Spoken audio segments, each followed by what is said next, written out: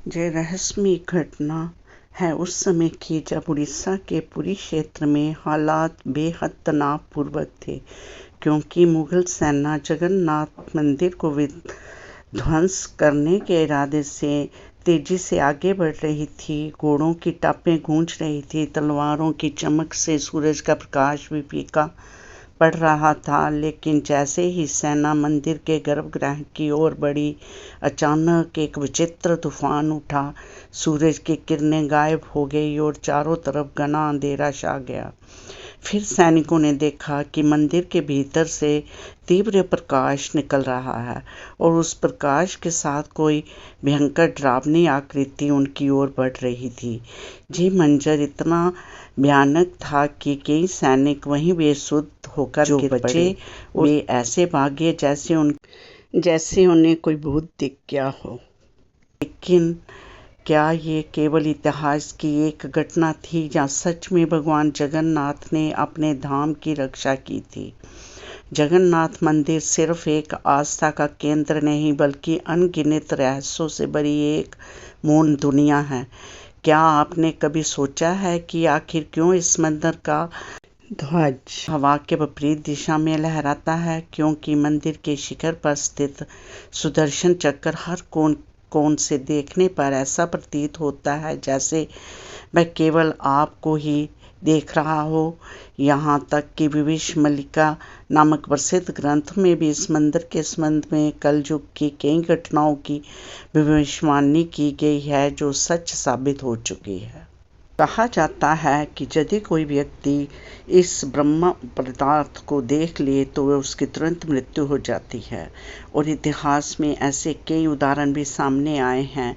पिछले 800 वर्षों से इस मंदिर का ध्वज प्रतिदिन बदला जाता है। मान्यता है कि अगर किसी एक दिन भी ये ध्वज ना बदला जाए तो मंदिर को पूरे 18 वर्षों के लिए बंद करना पड़ सकता है। जब अंग्रेज भारत आए तो उन्होंने इस परंपरा को अंधविश्वास कहकर रोकने की कोशिश की, परंतु फिर उनके साथ जो घटा ये सुनकर कोई भी दंग रह जाएगा।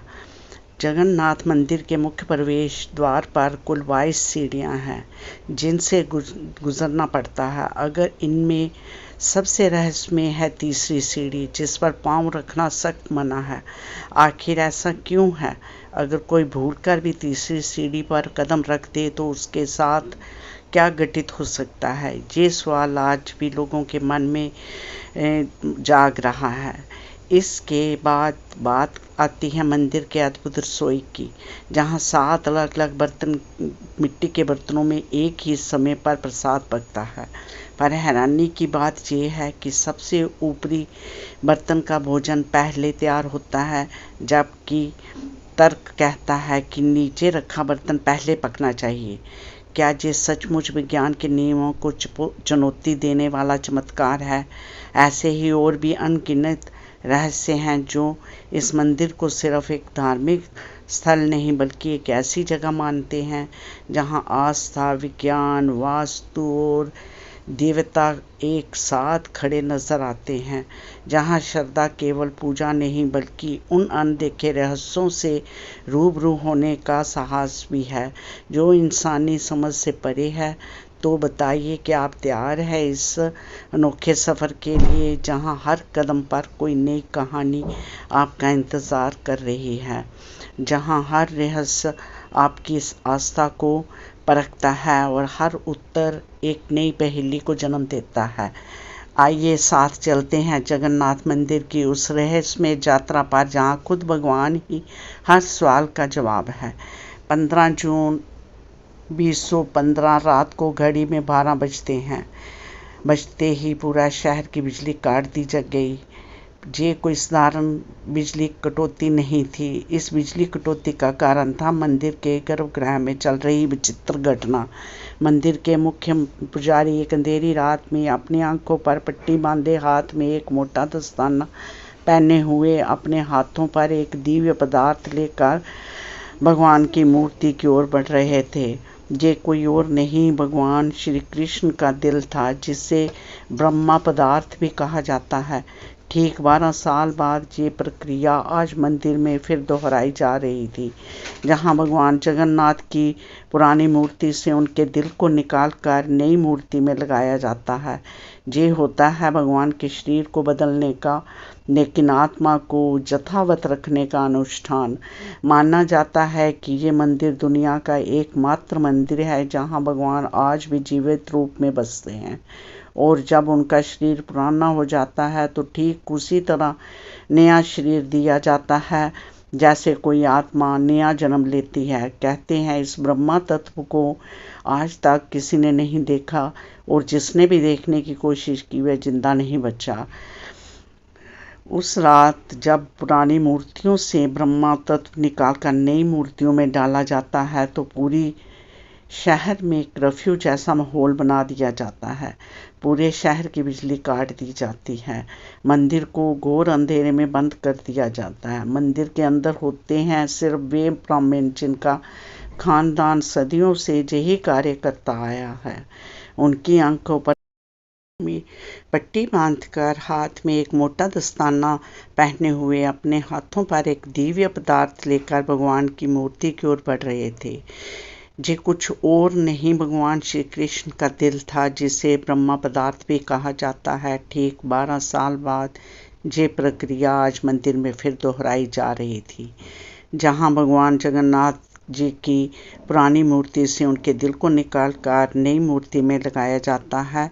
ये होता है भगवान के शरीर को बदलने का, लेकिन आत्मा को यथावत रहने का अनुष्ठान। माना जाता है कि ये मंदिर दुनिया का एकमात्र मंदिर है जहां भगवान आज भी जीवित रूप में बसते हैं, और जब उनका शरीर पुराना हो जाता है तो ठीक उसी तरह नया शरीर दिया जाता है जैसे कोई आत्मा नया जन्म लेती है। कहते हैं इस ब्रह्मा तत्व को आज तक किसी ने नहीं देखा, और जिसने भी देखने की कोशिश की वह जिंदा नहीं बचा। उस रात जब पुरानी मूर्तियों जिस रात मूर्तियों से ब्रह्मा तत्व निकालकर नई मूर्तियों में डाला जाता है तो पूरी शहर में कर्फ्यू जैसा माहौल कर दिया जाता है। पूरे शहर की बिजली काट दी जाती है। मंदिर को घोर अंधेरे में बंद कर दिया जाता है। मंदिर के अंदर होते हैं सिर्फ वे ब्राह्मण जिनका खानदान सदियों से यही कार्य करता आया है। उसकी आंखों पर पट्टी बांध दी जाती है और हाथों पर मोटे दस्ताने पहनाए जाते हैं ताकि वे ना देख सके और ना ही महसूस कर सके कि ब्रह्मा पदार्थ है क्या। जब ये प्रक्रिया होती है तब मंदिर की सुरक्षा CRPF के जवान करते हैं। किसी भी व्यक्ति का मंदिर के अंदर जाना सख्त मना होता है। जब 2015 में ये अनुष्ठान हुआ था तब एक पंडित ने उस ब्रह्म तत्व को हाथ लगा दिया था, जिसके बाद वह तुरंत ही बेहोश हो गया, और जब आंख खुली तो वह मानसिक रूप से पूरी तरह स्थिर हो गया था। तो सवाल उठता है कि ब्रह्मा तत्व आखिर है क्या? क्या ये कोई दिव्य ऊर्जा है? जब कोई ये प्रक्रिया करता है तो उनकी आंखों पर पट्टी बांधी जाती है, हाथों पर मोटे दस्ताने पहनाए जाते हैं ताकि वे ना देख सके और ना ही महसूस कर सके ब्रह्मा पदार्थ है क्या। जब ये प्रक्रिया होती है तब मंदिर की सुरक्षा CRPF के जवान करते हैं और किसी भी व्यक्ति का मंदिर के अंदर जाना सख्त मना होता है। जब 2015 में ये अनुष्ठान हुआ था तब एक पंडित ने उस तत्व को हाथ लगा दिया था। उसके बाद वह तुरंत बेहोश हो गया और जब आंख खुली तो वह मानसिक रूप से पूरी तरह स्थिर हो गया था।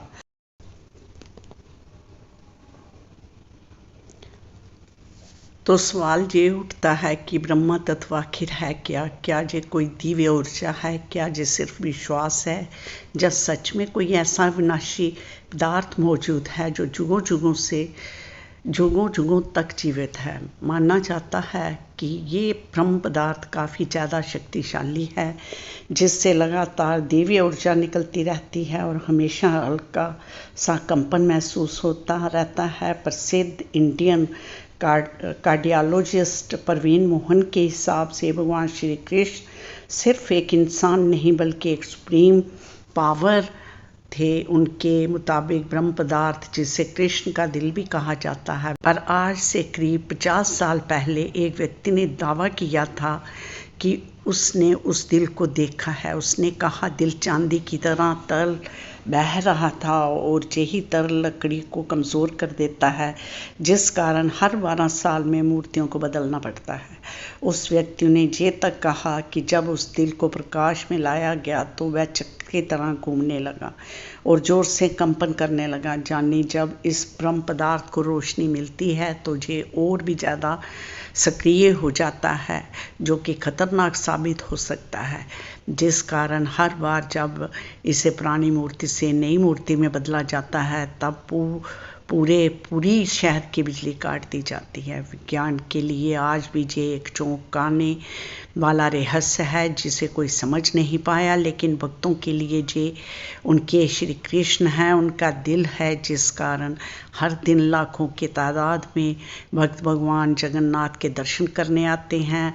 वैसे क्या आपको पता है, जब भगवान श्री कृष्ण की मृत्यु हुई तब पांडवों ने उनके शरीर को जला दिया था, पर फिर कैसे उनका हृदय बच गया और वो पुरी तक कैसे पहुंचा? इस भव्य मंदिर की रचना किसने की? आखिर कौन था जिसने बड़ी ही चमत्कारी तरीके से भगवान जगन्नाथ जी की मूर्ति बनवाई? तो चलिए जानते हैं अब इस रहस्यमय और रोचक घटना को, जो आपको इंटरटेन और किताबों में भी नहीं देखने को मिलेगी। आज से करीब 5000 साल पहले महाभारत युद्ध के पश्चात चारों तरफ केवल लाशें ही पड़ी थी। लाखों बड़े शव और कौरवों के विनाश ने सब कुछ झंझोड़ दिया। कौरवों की माता गंधारी ने इस विनाश का कारण श्री कृष्ण को बताया। उनके हिसाब से अगर श्री कृष्ण चाहते तो ये युद्ध होता ही नहीं, पर उन्होंने ऐसा नहीं किया, जिसके कारण क्रोधित होकर गंधारी ने भगवान श्री कृष्ण को श्राप दिया कि जिस प्रकार मेरे वंश का विनाश हुआ है, ठीक उसी प्रकार तुम्हारे भी वंश का विनाश हो जाएगा। इस श्राप के 36 साल के बाद जब एक दिन श्री कृष्ण जंगल में विश्राम कर रहे थे तो एक शिकारी हिरण समझकर उन पर तीर चला दिया और जैसे ही तीर श्री कृष्ण के पैरों पर जाकर लगी और उन्होंने इस लोक को छोड़ दिया और मृत्यु को स्वीकार किया। और माना जाता है कि उनके मृत्यु के साथ ही पूरी द्वारिका नगरी पानी में समा गई, जिससे उनका पूरा वंश समाप्त हो गया। माना जाता है कि जब शिकारी ने उन्हें गलती से मारा तो उसे बहुत पछतावा हुआ और उसने श्री कृष्ण से माफ़ी मांगी, पर श्री कृष्ण ने बताया कि ये मेरे ही कर्मों का फल है। उन्होंने समझाते हुए कहा, पिछले जन्म में तुम महान वानर राजा वाली थे, जिसे मैंने ही राम अवतार में छल से मार दिया था और उसी कारण आज तुम मेरी मृत्यु का कारण बने। माना जाता है कि जब श्री कृष्ण के मृत्यु की खबर पांडवों को मिली तो उन्होंने पूरे रीति रिवाज से श्री कृष्ण का अंतिम संस्कार किया और जब उनके शरीर को जलाया गया तो उनका पूरा शरीर पंच तत्वों में विलीन हो गया, परंतु उनका हृदय बच गया और जलने की बजाय और भी अधिक ऊर्जा से धड़कने लगा। इसी हृदय को बाद में ब्रह्म पदार्थ कहा गया। अर्जुन ने इस हृदय को लकड़ी के मंच पर रखकर नदी में बहा दिया और काफ़ी लंबे समय तक बहने के बाद ये ब्रह्म पदार्थ उड़ीसा के समुद्र तट पर पहुंचा। उस समय उस तट पर सवरा जनजाति समुदाय के लोग रहा करते थे। उस जनजाति के मुखिया विश्ववसु ने जब इस ब्रह्म पदार्थ को देखा तो वे उसकी ऊर्जा और दिव्य प्रकाश से प्रभावित हो गए और उन्होंने तुरंत ही पहचान लिया ये भगवान के ही रूप हैं और उन्होंने इसे नील माधव के रूप में पूजना शुरू कर दिया। और उसी समय मालवा के राज्य में राजा इंद्रद्युम्न राज्य किया करते थे। वे भगवान विष्णु के काफ़ी बड़े भक्त थे। एक दिन उन्होंने नील माधव के दर्शन करने की इच्छा व्यक्त की और उन्हें ढूंढने लगे और यहीं आगे चलकर जगन्नाथ के निर्माण की आधारशिला बनी। जैसा कि मैंने बताया, राजा इंद्रदुम्न विष्णु के परम भक्त थे और एक रात स्वयं राजा विष्णु उनके सपन में आए और उन्हें कहा कि वे उसकी दिव्य मूर्ति नील माधव को ढूंढें और उनके लिए एक भव्य मंदिर का निर्माण करें। श्री हरि विष्णु ने उन्हें यह भी बताया कि ये ब्रह्मा पदार्थ उन्हें नीलांचल पर्वत में मिलेगा। जिसके पश्चात राजा ने अपने ब्राह्मण पुजारी विद्यापति को आदेश दिया और वह उस मूर्ति को ढूंढ निकाल ले और विद्यापति कई दिनों तक नीलांचल पर्वत के अलग हिस्सों में उसकी तलाश करते रहे। तब जाकर अंत में उन्हें पता चला कि इस मूर्ति को आदिवासी मुखिया विश्ववसु ने एक गुफा में छुपा कर रखा है और वे दिव्य रूप से उसकी पूजा करते हैं।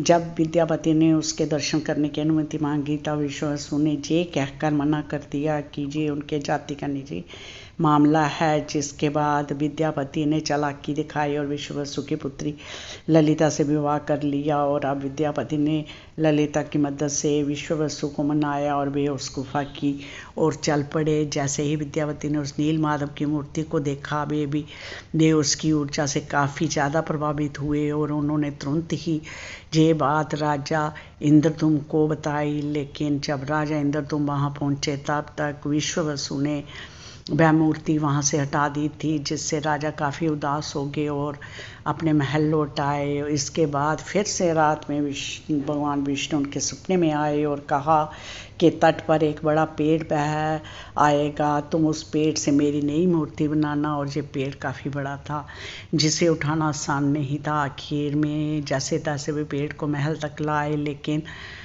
अब सवाल ये था कि इस पेड़ से भगवान की मूर्ति कौन बनाएगा। बहुत से कारीगरों ने इस पेड़ से मूर्ति बनाने की कोशिश की लेकिन सब असफल रहे। उन्होंने कहा कि पेड़ इतना बड़ा ज़्यादा मजबूत है, हमारे सैन्य हथौड़ों का उस पर कोई असर नहीं हो रहा। ये सुनकर राजा काफ़ी परेशान हो गए। तभी एक दिन भगवान विश्वकर्मा एक बूढ़े साधु के रूप में वहाँ पधारे और उन्होंने वे मूर्ति 21 दिन में बनाकर देंगे।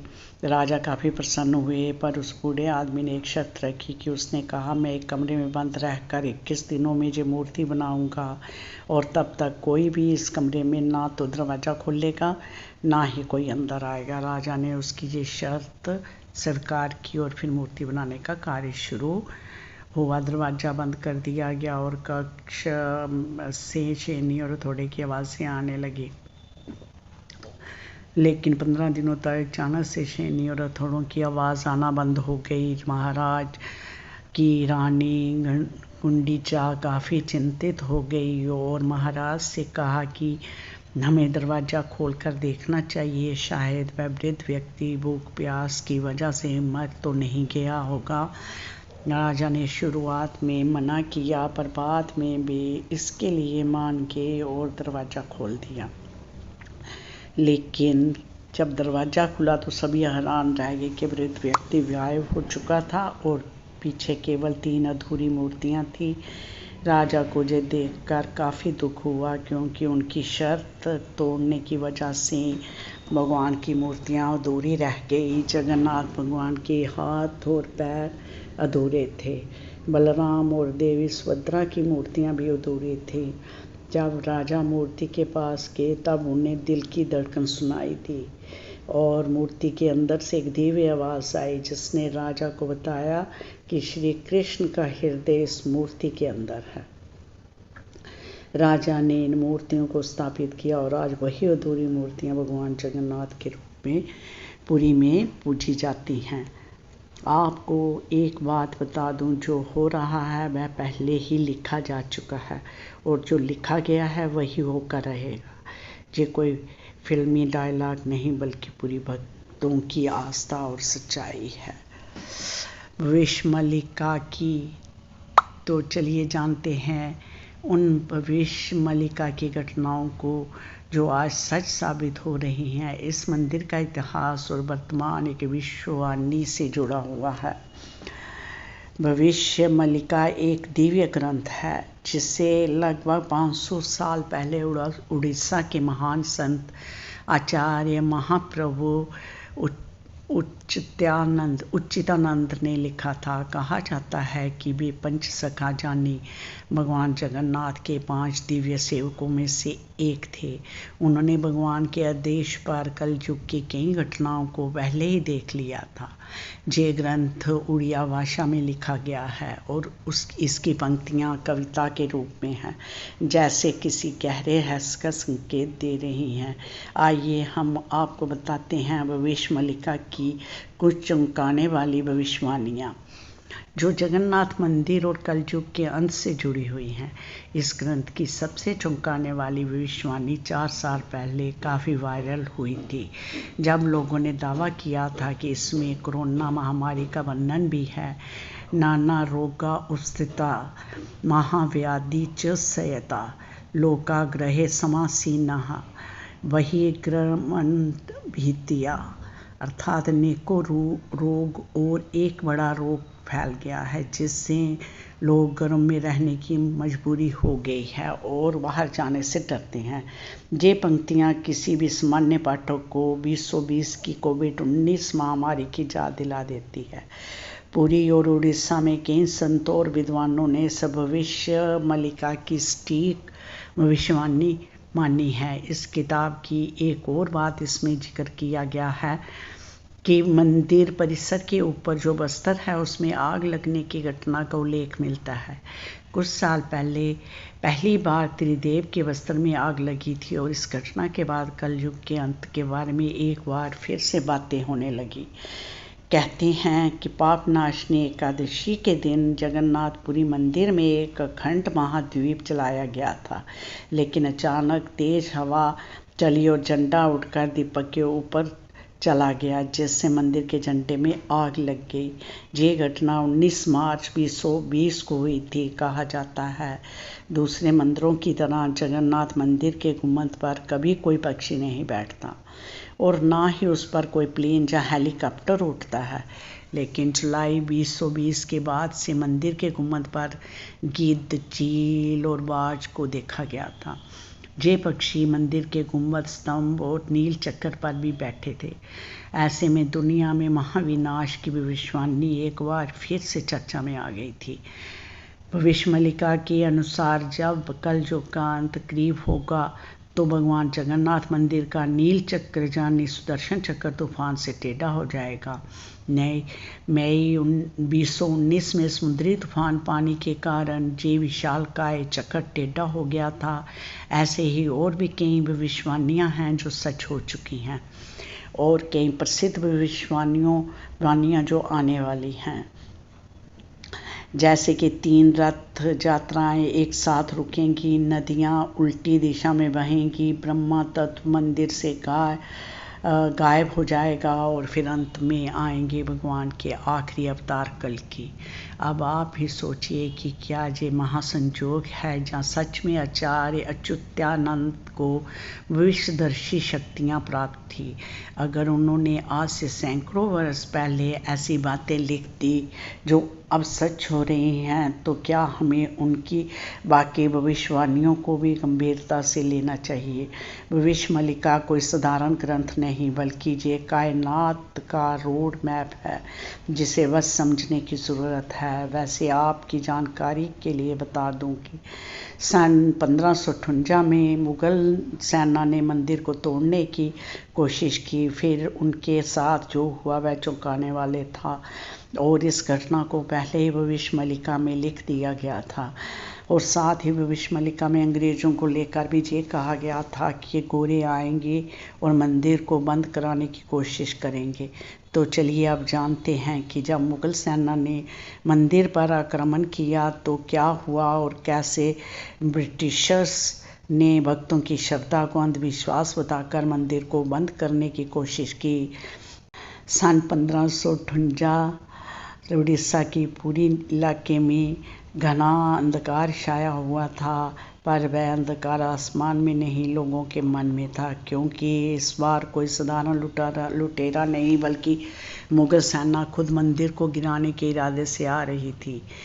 कला पहाड़ नाम का अफगान जनरल जो तब बंगाल का गवर्नर था, उसकी क्रूरता इतनी बदनाम थी कि उसका नाम सुनकर ही लोग कांप रहे थे। कहा जाता है कि ये सनातन धर्म मंदिरों से विशेष नफरत रखता था। उस दिन उसकी फौज पूरी ताकत के साथ पुरी की ओर बढ़ी। घोड़े सर पर दौड़ रहे थे, तलवारें लहराई जा रही थी और मंदिर की शांति में एक भयंकर आंधी की आहट आने लगी। जैसे ही सैनिक मुख्य गृह द्वार की ओर बढ़े, अचानक मौसम बदल गया।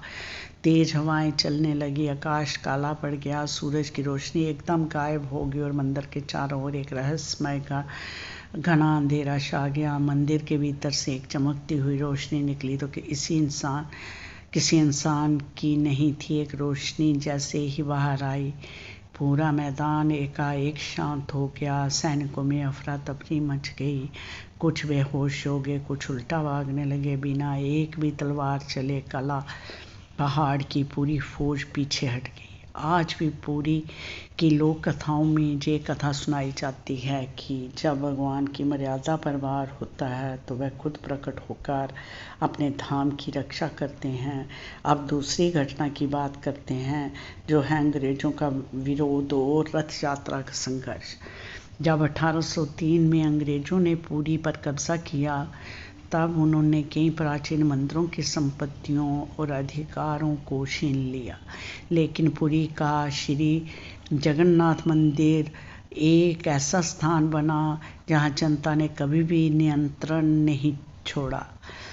ब्रिटिश अधिकारियों को मंदिर की अलौकिक घटनाएं और भक्तों की श्रद्धा समझ नहीं आती थी, इसलिए उन्होंने इन्हें सुपरस्टिशन कहकर मजाक बनाना शुरू कर दिया।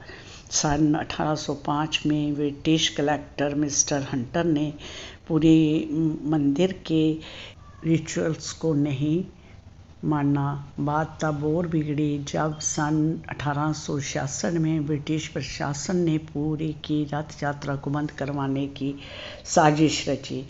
उन्होंने ये तर्क दिया कि रथ यात्रा के दौरान भीड़ अनियंत्रित हो जाती है और ये प्रशासन खतरे में पड़ जाता है। पर ये फैसला पूरे उड़ीसा में जन आंदोलन का कारण बन गया।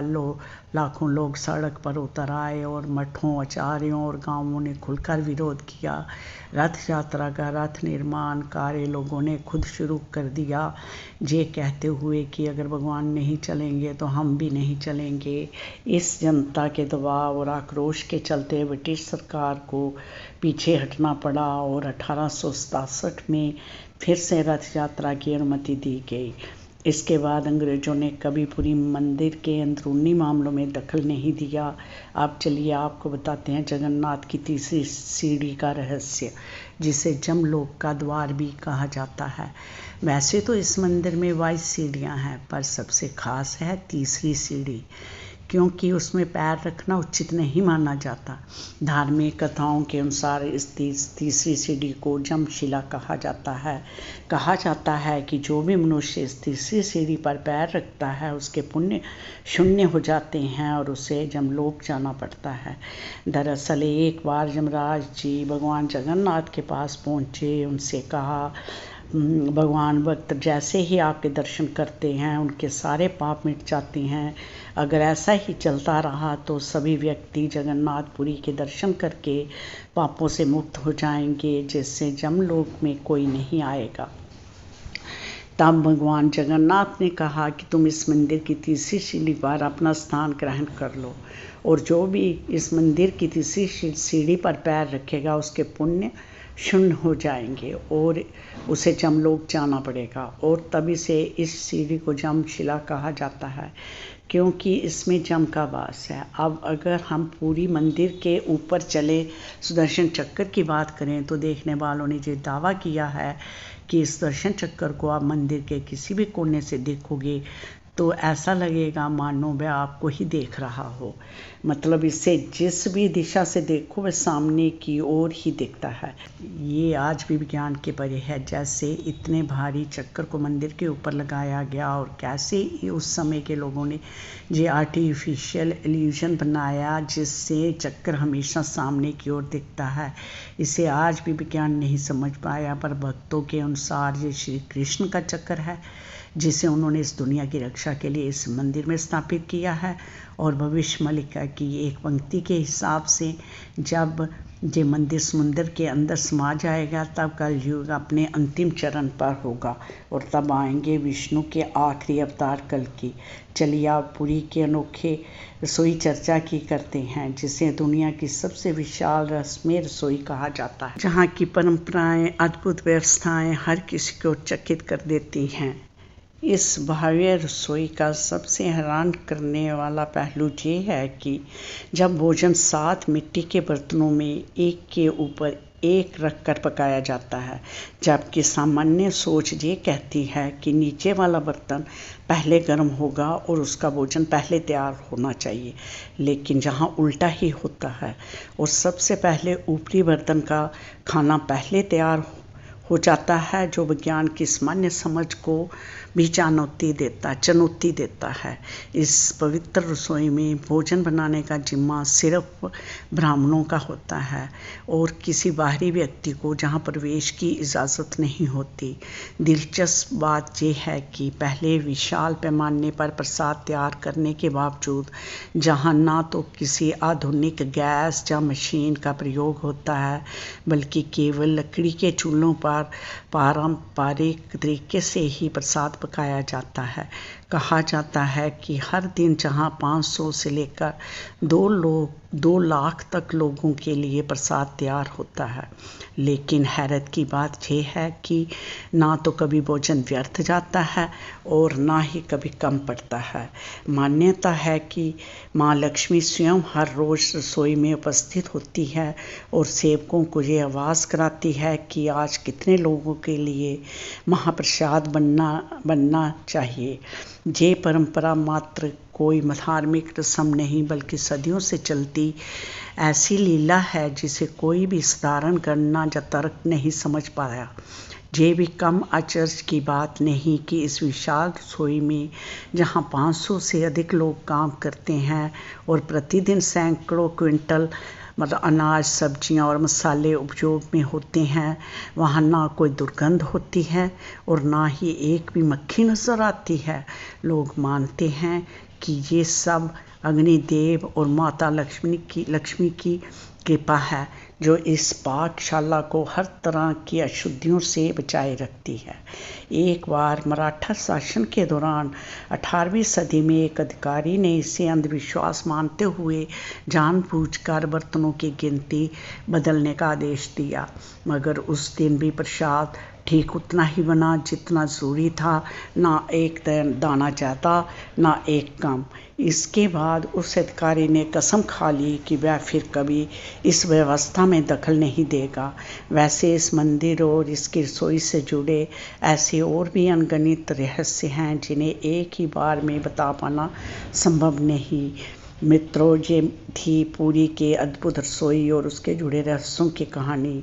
चलिए, एक ही जगह पर इतनी आस्था, विज्ञान को चुनौती देने वाले चमत्कार और हज़ारों साल पुरानी परंपराएं, आखिर ऐसा कैसे संभव है?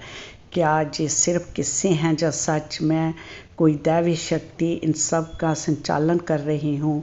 ये सवाल जितना गहरा है उतना ही रोचक भी है। जय जगन्नाथ।